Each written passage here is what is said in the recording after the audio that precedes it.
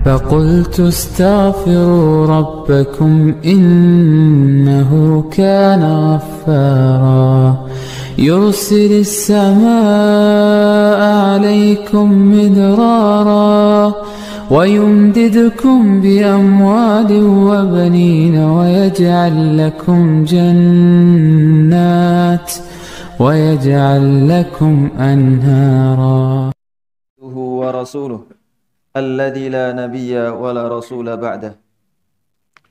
Kaum muslimin dan muslimat yang dirahmati oleh Allah Azza wa Jalla, segala puji kita haturkan kehadirat Allah yang telah memberikan limpahan nikmat kepada kita, yang dengan nikmat-nikmat Allah Azza wa Jalla semua kebaikan-kebaikan menjadi sempurna. Dan dengan nikmat-nikmat Allah Azza wa Jalla kita bisa melaksanakan ibadah-ibadah dan ketaatan-ketaatan kita kepada Allah Azza wa Jalla.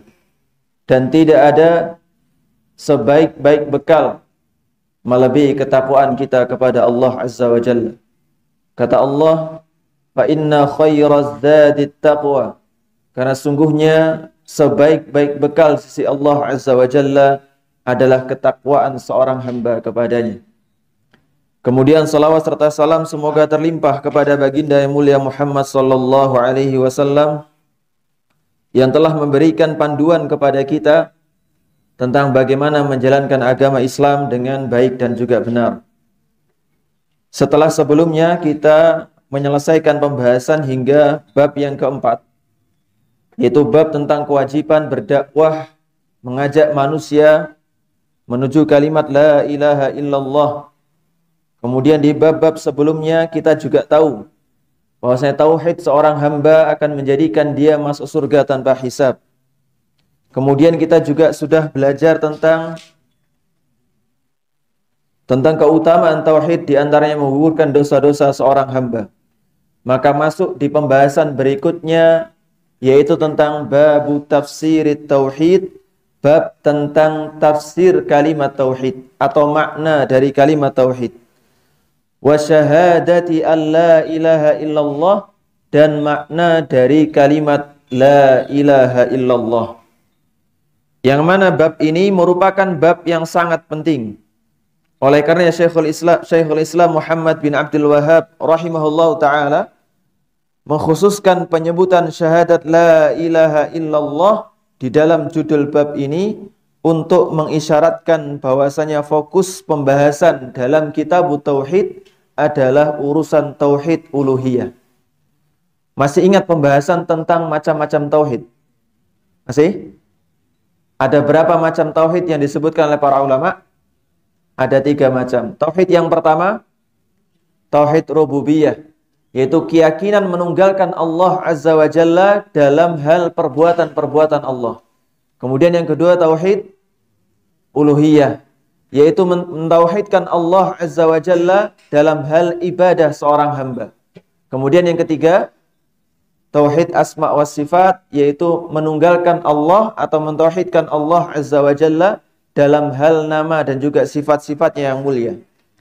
Dan yang menjadi fokus pembahasan di kitab tauhid adalah pembahasan tauhid uluhiyah.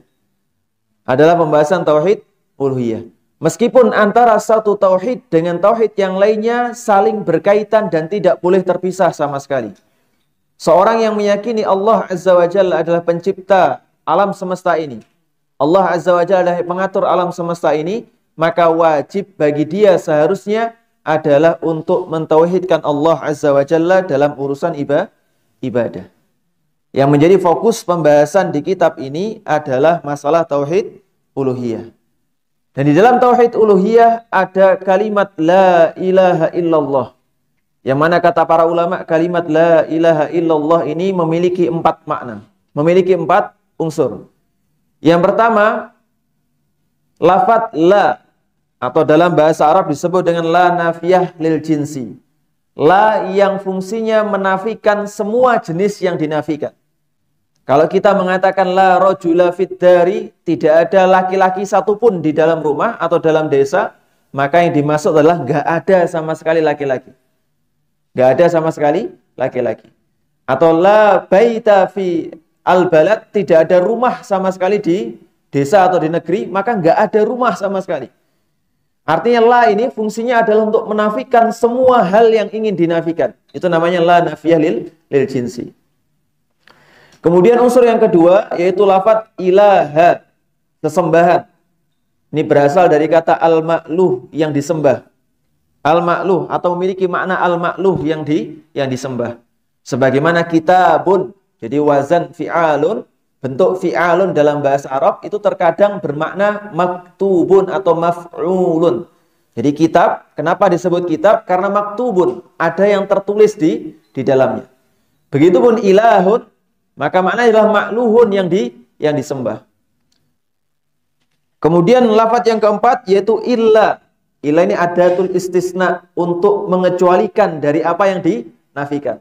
Untuk mengecualikan dari apa yang dinafikan. Misal, la rajula fid dari, tidak ada seorang laki-laki pun di rumah. Illa Zaidun, kecuali yang namanya Zaid. Berarti Muhammad gak ada, Ahmad gak ada, kecuali cuma si Zaid. Kemudian lafzul jalalah Allah. Lafzul jalalah Allah ini untuk mengembalikan kembali bahwasanya dari semua yang dinafikan, itu kata para ulama, la ilaha illallah, maknanya tidak ada ilah yang berhak disembah kecuali hanya Allah Subhanahu wa ta'ala. Jadi setelah dinafikan bahwasanya tiada ilah yang berhak disembah, maka dikembalikan lagi, diistisna lagi, dikecualikan, kecuali Allah Azza wa Jalla. Jadi makna dari kalimat tauhid atau la ilaha illallah ini adalah tidak ada ilah yang berhak disembah dengan benar kecuali hanya Allah Subhanahu wa ta'ala. Jadi mengandung dua unsur. Yang pertama disebut dengan unsur nafyun, menafikan semua ilah. Yang kedua unsur isbat, yaitu mengisbat, menetapkan bahwasanya Allah Azza wa Jalla, hanya Allah Azza wa Jalla yang berhak disembah. Kenapa kita penting belajar kalimat la ilaha illallah ini? Karena banyak dari kelompok-kelompok yang mengatasnamakan dirinya sebagai kelompok Islam, mereka salah dalam memahami kalimat la ilaha illallah. Ada yang sekedar memaknai kalimat la ilaha illallah sebagai la qadira 'alal ikhtira' illallah. Tidak ada yang mampu mencipta kecuali hanya Allah Subhanahu wa ta'ala. Kenapa kita salahkan padahal benar maknanya? Tidak ada satupun yang mampu untuk menciptakan kecuali hanya Allah Azza wa Jalla. Jawabannya adalah karena kalau membatasi makna dari kalimat la ilaha illallah hanya urusan menciptakan, maka akan banyak sekali urusan-urusan kesyirikan yang tidak bisa dijawab dengan kalimat la ilaha illallah. Kemudian di antara orang-orang musyrik pada zaman jahiliyah dulu, mereka bukan tidak mengakui Allah Azza wa Jalla enggak memberikan rizki kepada mereka. Mereka ngaku. Bahkan dikatakan oleh Allah Azza wa Jalla dalam Al-Quran, ketika engkau wahai Muhammad bertanya kepada orang-orang musyrik tentang siapa yang menciptakan mereka, siapa yang memberikan rizki kepada mereka, fasayaqulunallah, maka mereka akan menjawab Allah Azza wa Jalla yang memberikan rizki kepada mereka. Sehingga ketika diperintahkan untuk menyembah hanya kepada Allah, apa jawab mereka? Mereka mengatakan, apakah engkau memerintahkan kepada kami untuk menyembah hanya kepada satu zat dan mengabaikan Tuhan-Tuhan yang lainnya? Jadi mereka ngaku Allah yang memberikan rezeki kepada mereka. Allah yang menciptakan mereka.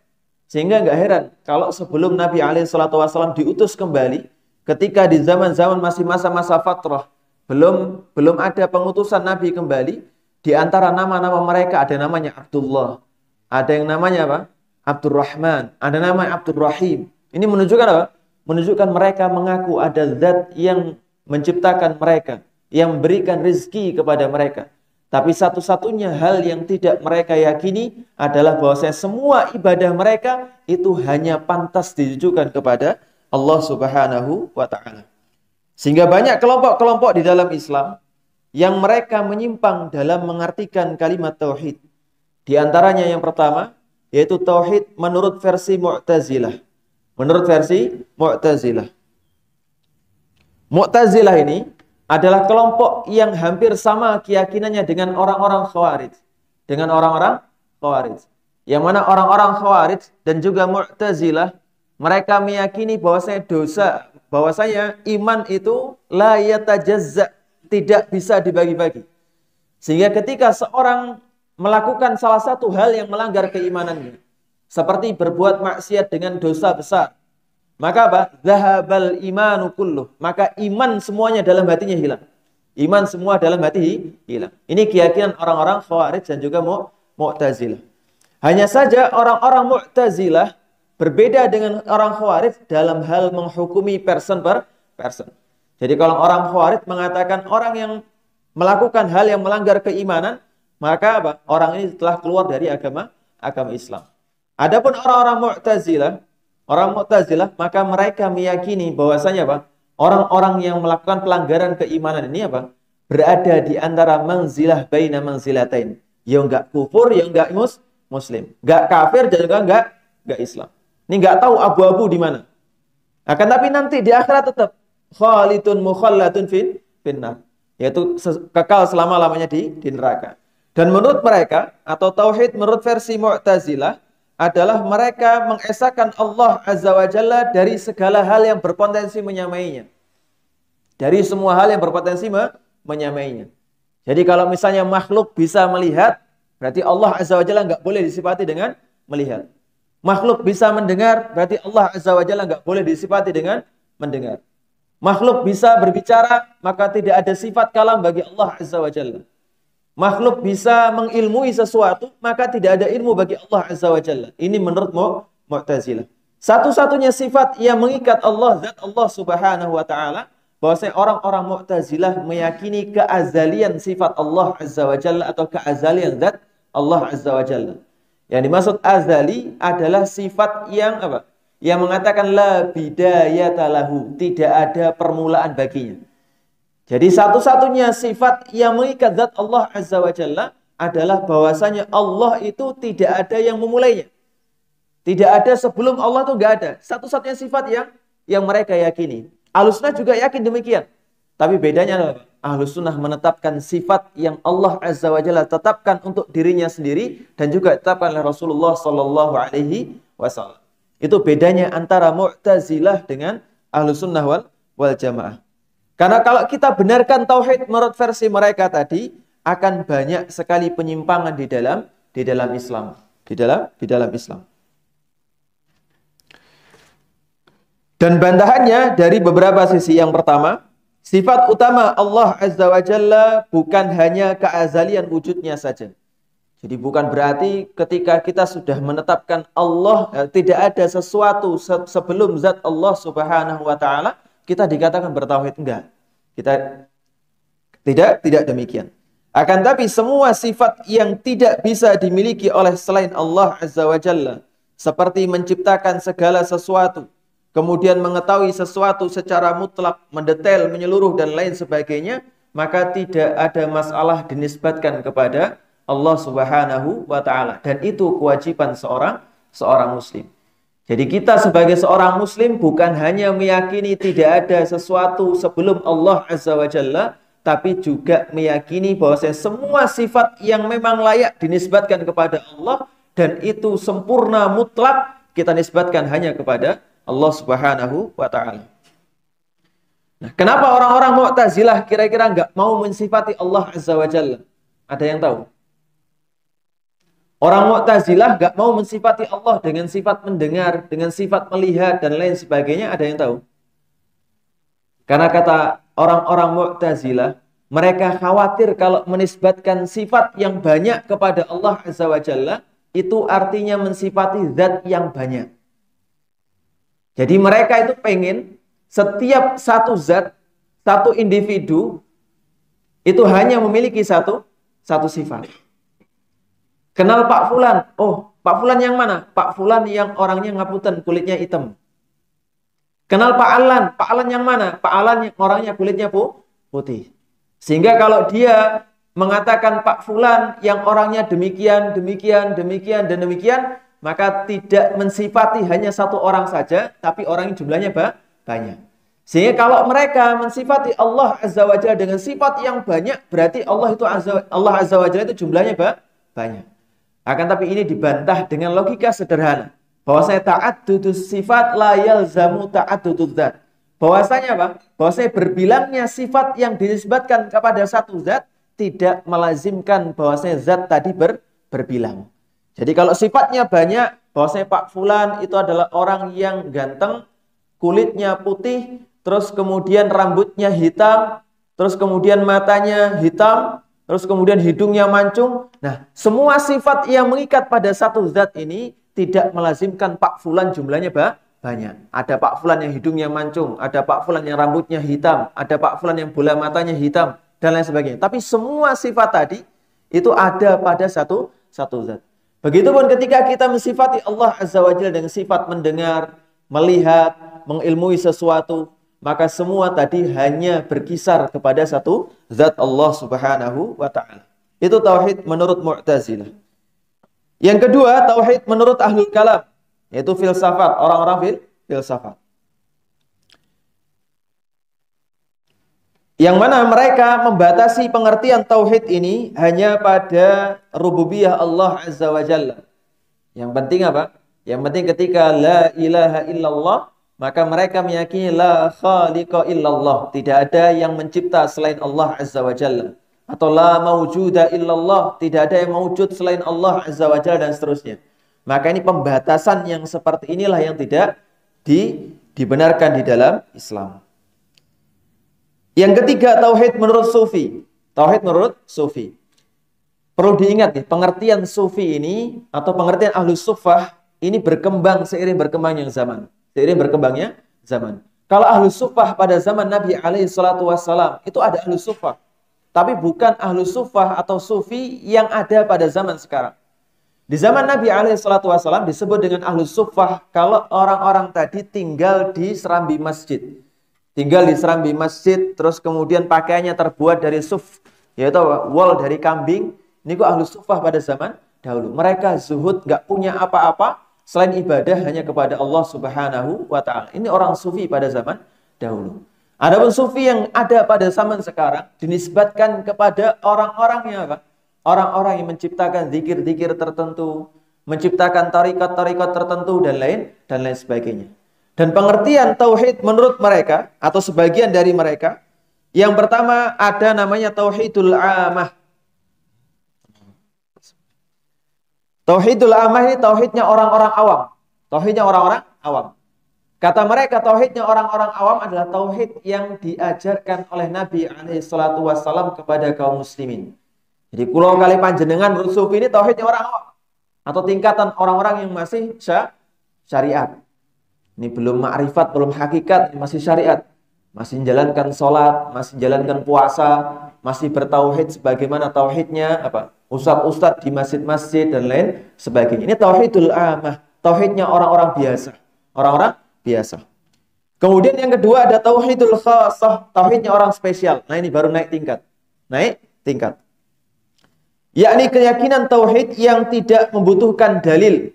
Tidak membutuhkan dalil. Jangan ditanya apa maksud dari perbuatannya. Kalau ada ngelihat sufi yang lain sholat jamaah, terus kemudian genjrengan di luar masjid, gak usah ditanya. Itu hubungannya dengan Allah Subhanahu wa ta'ala. Tauhidul khassah. Yang bersih dari penentangan batin dan logika. Serta tidak membutuhkan sebab apapun. Yes, yang penting yakin, selesai. Gak butuh dalil. Yang ketiga, tauhidul khasatil khasah. Tauhidnya orang yang super spesial. Ini sudah naik tingkat lagi. yakni tauhid yang pada asalnya Allah khususkan untuk dirinya sendiri dan hanya Allah Azza wa Jalla yang berhak memilikinya dengan keagungannya. Jadi tauhid per individu dari masing-masing sufi menurut keyakinan sebagian dari mereka ini berbeda satu sama lainnya. Aneh nggih, aneh terakhir. Itu tauhid menurut orang-orang sufi. Yang keempat, tauhid al-ittihadiyah. Ini penganut wahdatul wujud. Penganut wahdatul wujud. Di Indonesia ada. Jadi penganut wahdatul wujud yang meyakini bahwasanya makhluk itu bersatu dengan Khalik. Itu manusia, alam semesta itu enggak ada. Yang ada hanya Allah Subhanahu wa taala. Jadi semua ini hanya apa? Hanya yang dilihat adalah Allah Subhanahu wa ta'ala. Ini tauhidnya orang-orang penganut wahdatul wujud. Dan ini dianut atau digagas oleh Ibnu Arabi. Jadi ada dua nama dalam Islam itu. Yang pertama ada Ibnu Arabi tanpa alif lam. Yang kedua ada Ibnul Arabi dengan alif lam. Kalau Ibnu Arabi itu maksudnya adalah Muhyiddin Ibnu Arabi At-Ta'i. Muhyiddin Ibnu Arabi At-Ta'i. Dan ini yang dihukumi atau difatwakan oleh para ulama dengan kekufuran. Karena banyaknya keyakinan beliau, banyak keyakinan dia yang keluar dari agama Islam. Di antara dia meyakini bahwasanya Ibrahim alaihissalatu wassalam bersatu atau wahdatul wujud dengan Allah Subhanahu wa ta'ala. Terus kemudian dia meyakini hal-hal lain selain itu yang merupakan kekufuran. Banyak sekali keyakinan kufurnya. Bahkan para ulama di antara Imam Az-Zahabi rahimahullahu ta'ala ketika menjelaskan perkataan-perkataan Ibnu Arabi ini, yaitu yang kufur ini, dengan perkataan tertentu, maka Al-Imam Az-Zahabi rahimahullahu ta'ala membawakan ke makna yang lainnya. Beliau mengatakan la'allahu yaqsudu kada. Boleh jadi dia maksudnya ini, bukan itu. Terus kemudian kalimat kufur yang kedua datangkan. Beliau mengatakan la'allahu yaqsudu kada. Mungkin maksudnya ini, bukan itu. Sampai pada ketika keyakinan wahdatul wujud, maka Imam Az-Zahabi rahimahullahu ta'ala mengatakan, kata beliau, fa illam yakun hadzal kalamu kufran. Kalau seandainya kalimat wahdatul wujud ini bukan kekufuran, maka falaisa fid dunya kufrun, enggak ada lagi kekufuran di dunia. Kalau wahdatul wujud, keyakinan wahdatul wujud, yaitu seorang hamba menyatu dengan Allah Azza wa Jalla, tidak dihukumi sebagai sebuah kekufuran, maka tidak ada lagi yang pantas disebut kekufuran di dunia ini. Ini menunjukkan begitu sesatnya, Pak. Begitu saja Ibnu Arabi. Bahkan kalau kita manut dengan pengertian tauhid menurut Ibnu Arabi, yaitu makhluk bersatu dengan Khalik, bahkan apa? Bahkan Fir'aun sekalipun disebut dengan ahli tauhid. Bayangkan, Fir'aun saja disebut dengan ahli tauhid. Kalau manut dengan apa? Dengan Ibnu Arabi.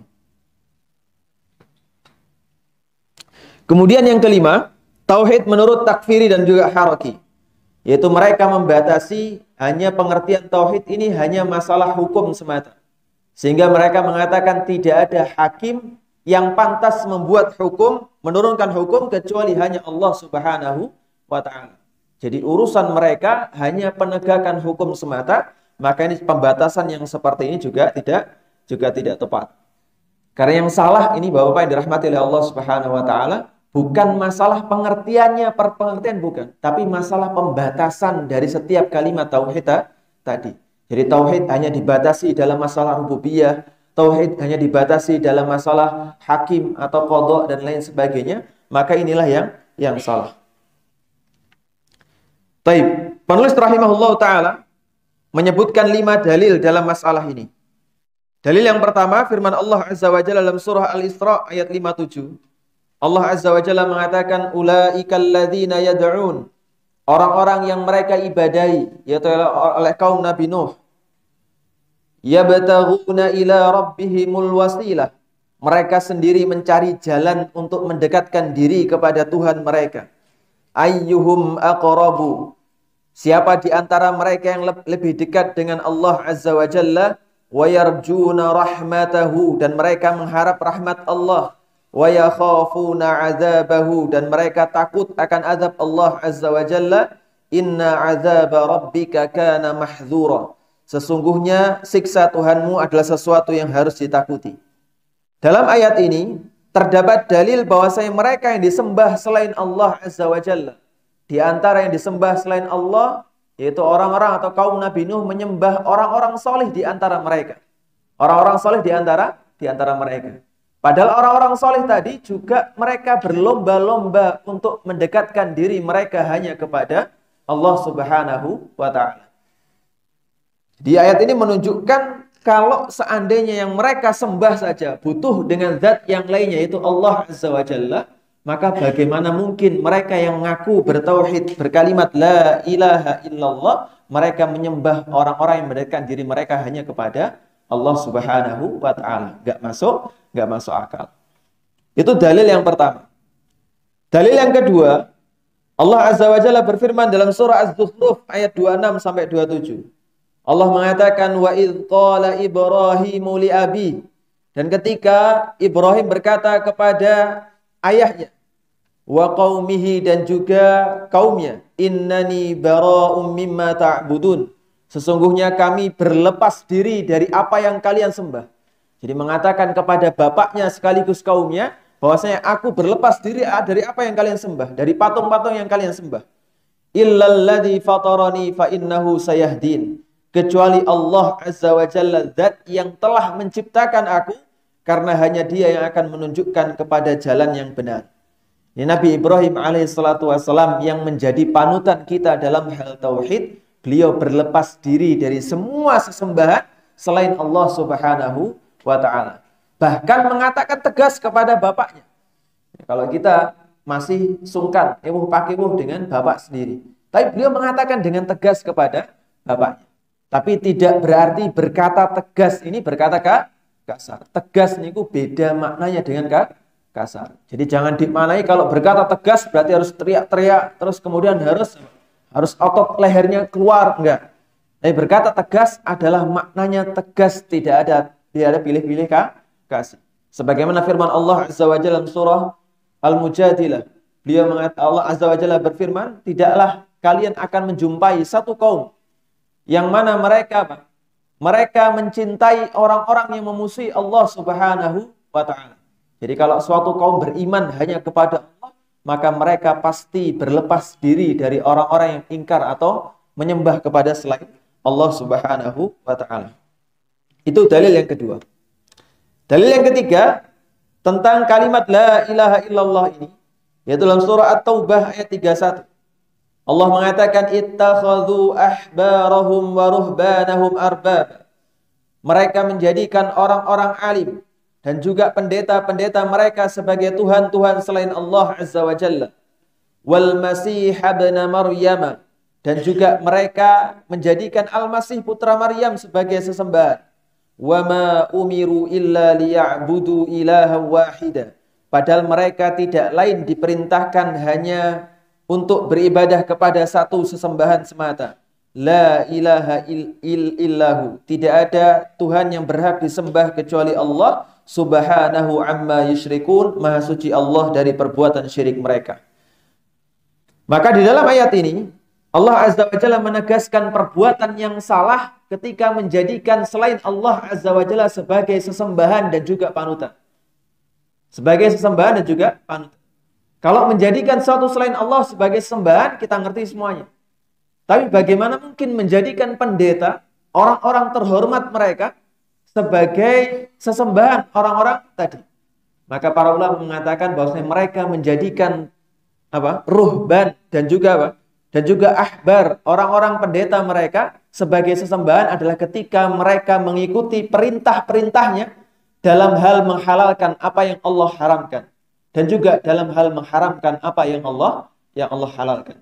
Jadi menghalalkan apa yang Allah haramkan dan juga mengharamkan apa yang Allah halalkan, ini berkonsekuensi kepada kekufuran. Jadi sama-sama harus berhati-hati. Itu dalil yang ketiga. Dalil yang keempat yang menunjukkan tentang kalimat la ilaha illallah atau makna yang benar dari kalimat la ilaha illallah adalah firman Allah Azza wa Jalla dalam surah Al-Baqarah ayat 165.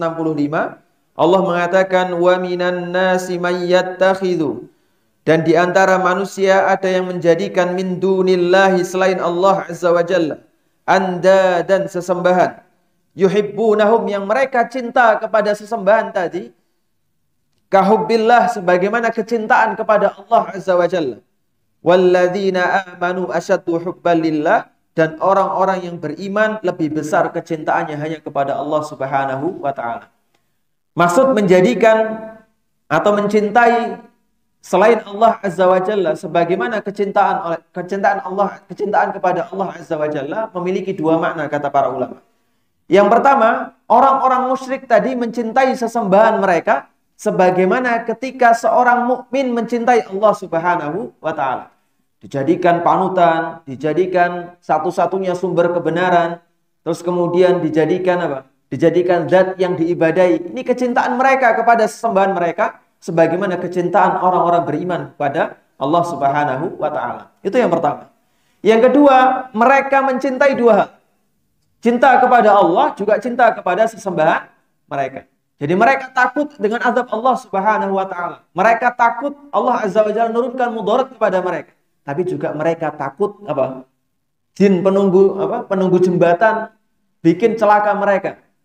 Terus kemudian kalau tidak menyembelih kepada selain Allah, maka akan timbul celaka di tempat tadi dan lain sebagainya. Mereka cinta kepada Allah.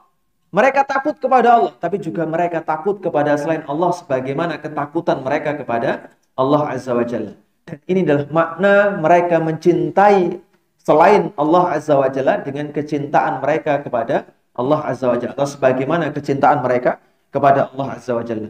Dan di dalam bab-bab berikutnya kita akan belajar rasa takut yang seperti apa yang bisa menggiring seorang kepada kesyirikan, dan rasa cinta seperti apa yang bisa menggiring seorang kepada kesyirikan. Karena dalam ayat ini Allah Azza wa Jalla menegaskan atau menunjukkan bahwasanya di antara tafsir kalimat tauhid adalah tidak boleh mencintai selain Allah Azza wa Jalla dengan cinta ibadah. Dengan cinta ibadah.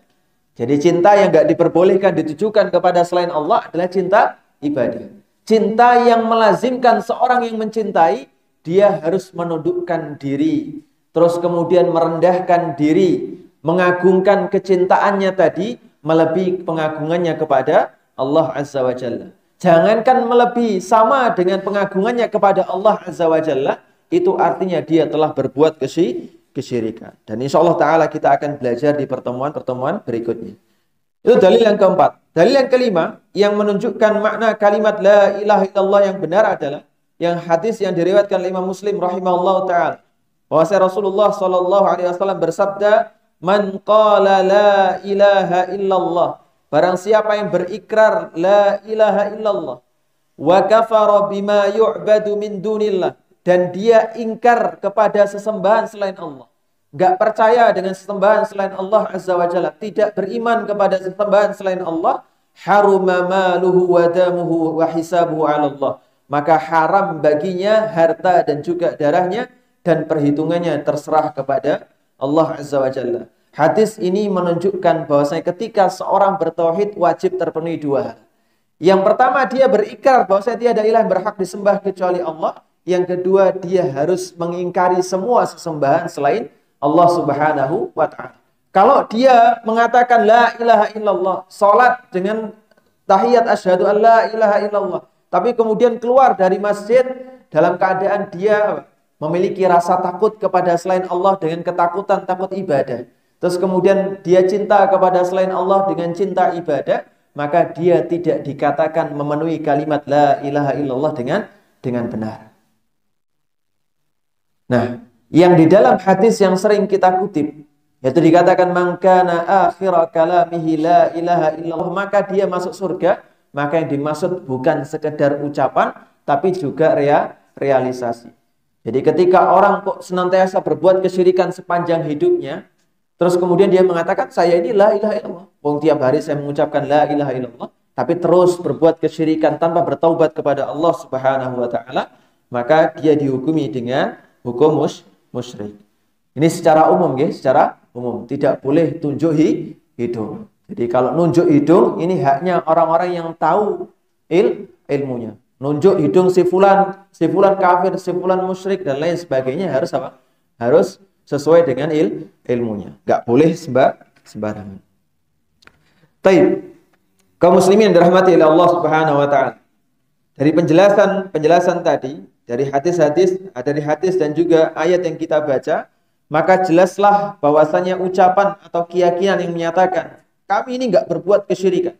Akan tapi mereka, yakni para penyembah kuburan, terus penyembah Al-Husain, dan juga semua selain mereka, sejenis mereka, adalah saudara-saudara kita. Ini keyakinan yang salah. Mereka memang bersalah, namun mereka tidaklah kafir. Ini juga keyakinan yang salah. Jadi kalau jelas-jelas mengatakan kepada orang yang nyembah kuburan, ini nyembah kuburan nyembah kuburan, bukan ziarah kuburan, tapi nyembah kuburan. Jelas-jelas minta kepada penghuni kubur, maka yang dihukumi dengan hukum musyrik. Ini keyakinan yang salah. Terus kemudian yang kedua, salah juga dai-dai pluralisme dan juga liberal yang mereka mengatakan semua agama ini mengajarkan kebaikan. Semua agama mengajarkan kebaikan.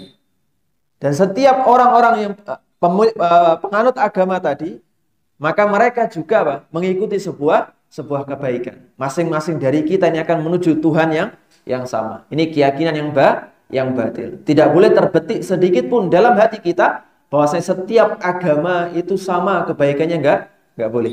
Kata Allah Azza wa Jalla, "Wa may yabtaghi ghairal islami dinan falan yuqbala minhu." Barang siapa yang meyakini agama atau mencari agama selain agama Islam, maka tidak diterima tidak terima keyakinannya atau amalannya sedikit di sisi Allah Subhanahu wa taala.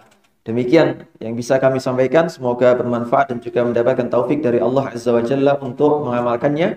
Dan insyaallah di pertemuan berikutnya kita akan membahas minasyirki lubsul halaqah. Di antara bentuk kesyirikan adalah make gelang, wal khayti, dan juga benang yang diikatkan, wa nahwihima, dan selainnya, li raf'il bala, dalam rangka untuk menolak bala au daf'ihi, atau menangkal bencana. Itu insyaallah akan kita bahas di pertemuan berikutnya. Jika ada pertanyaan berkaitan, monggo dipersilakan. Wassallallahu ala nabiyyina Muhammad walhamdulillahirabbil alamin.